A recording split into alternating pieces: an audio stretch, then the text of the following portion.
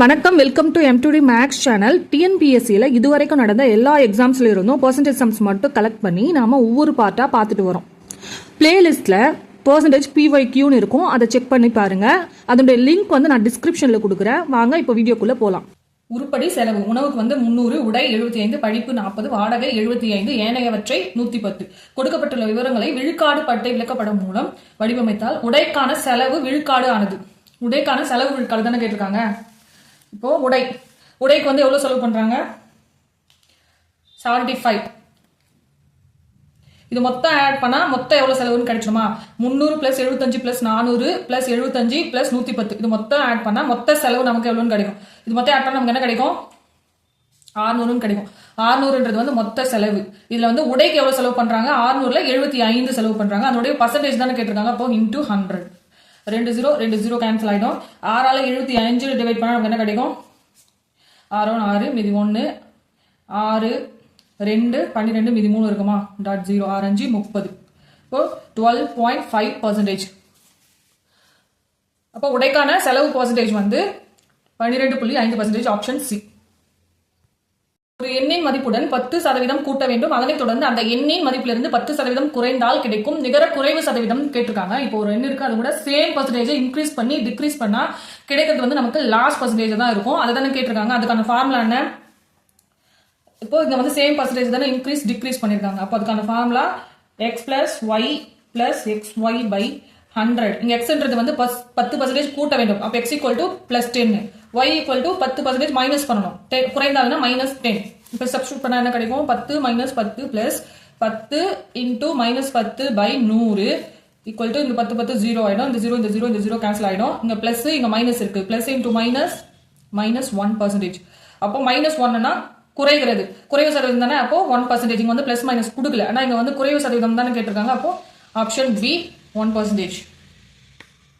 ஒரு வகையான பாக்டீரியா முதலாவது 1 மணி நேரத்தில் 5% வளர்ச்சியும், 2வது மணி நேரத்தில் 12% வளர்ச்சி குன்றியும், 3வது மணி நேரத்தில் 10% வளர்ச்சியும் அடைகிறது.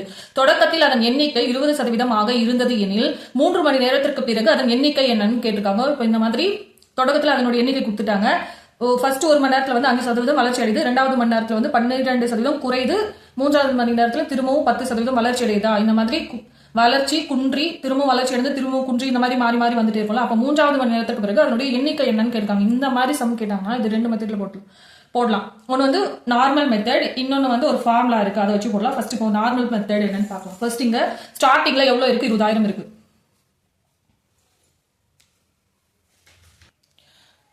இனிஷியல் ஸ்டேஜ்ல 20,000 இருக்கா? 1 மணி நேரத்துல 5% வளர்ச்சி அடையுது. 20,000 இருந்து 5% வளர்ச்சி அடையுது 1 மணி நேரத்துல. அப்போ 1 மணி நேரம் அப்ப எவ்வளவு பாக்டீரியா இருக்கும்? 20,000 பிளஸ் இதுல எத்தனை சதவீதம் வளர்ச்சி அடையுது? 20%.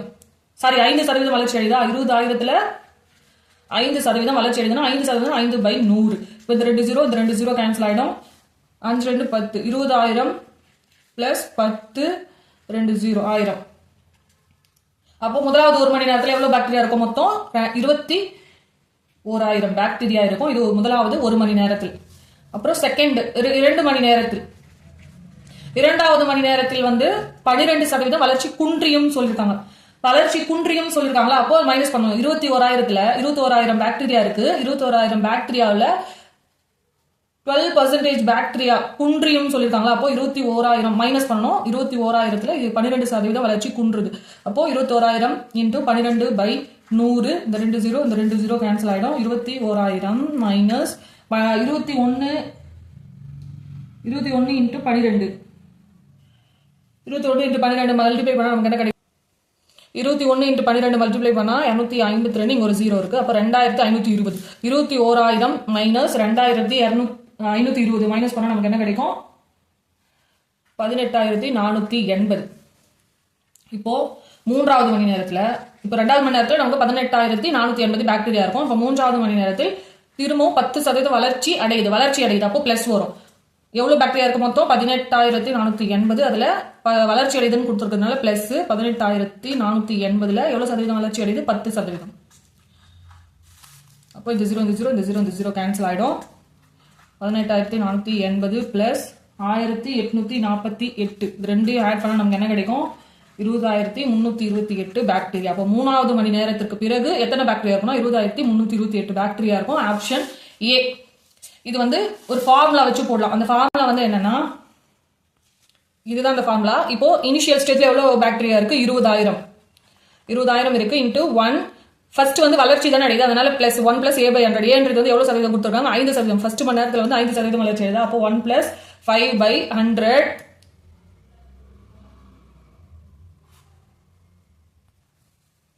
இன்டூ 2வது மணி நேரத்தில் வந்து 12% வளர்ச்சி குன்றியும் சொல்லியிருக்காங்க, அதனால மைனஸ் பண்ணிருக்காங்க. 1 மைனஸ் B. 2வது மணி நேரத்தில் எவ்வளவு பர்சன்டேஜ் குறையுது? 12%. இப்போ 12/100 இன்டூ 1.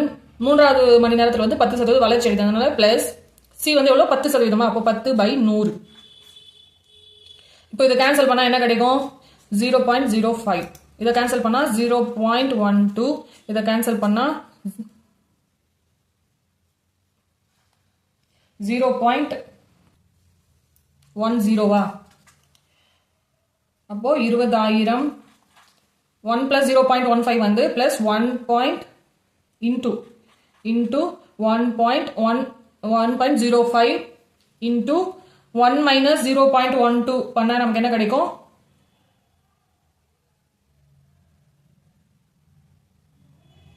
0.88 இன்டூ 1 பிளஸ் 0.10 ஆட் பண்ணா 1.10. இப்போ இதெல்லாம் மல்டிப்ளை பண்ணா நமக்கு என்ன கிடைக்கும்?